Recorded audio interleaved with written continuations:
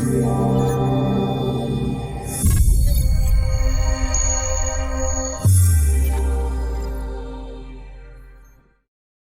order to do this and do this well and at scale, you have to have an experimentation culture where you don't create fear amongst your employees to do the things that will profoundly impact the business, because you want to be a market leader, not a market lagger.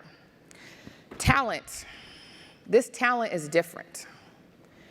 If you asked me how hard it is to find great AI talent, specifically even now with generative AI, something called prompt engineers, it's a scarcity. Not only is it scarcity, it's very expensive. So talent is supreme, and this is where companies get caught up in, do I build or do I buy? And I could talk all day about that, but you have to make sure, if you can't attract the talent, that you are investing in your talent, no matter if they're in a technical job or not. This is where training and education comes in, and something that Capital One and AWS has done better than anybody I've seen.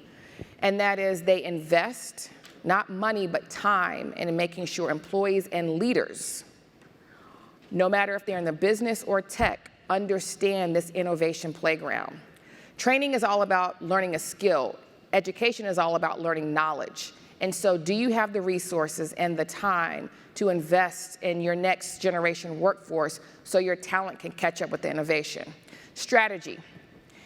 Now, people will laugh and say that you should have a strategy 3 to 5 years out, but I'm here to tell you that if I asked probably 5 of the CEOs I've met with in the last month and a half, nobody had a strategy the way they do now for generative AI or AI. Their budget for AI for most of the companies I meet with was very small. Now it's 30 or 40% of their overall strategic budget.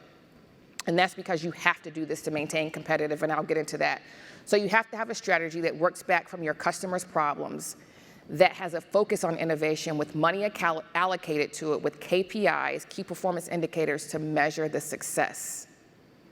And then last but not least, governance. And I have this in purple on the screen because for a company like yours, governance is supreme.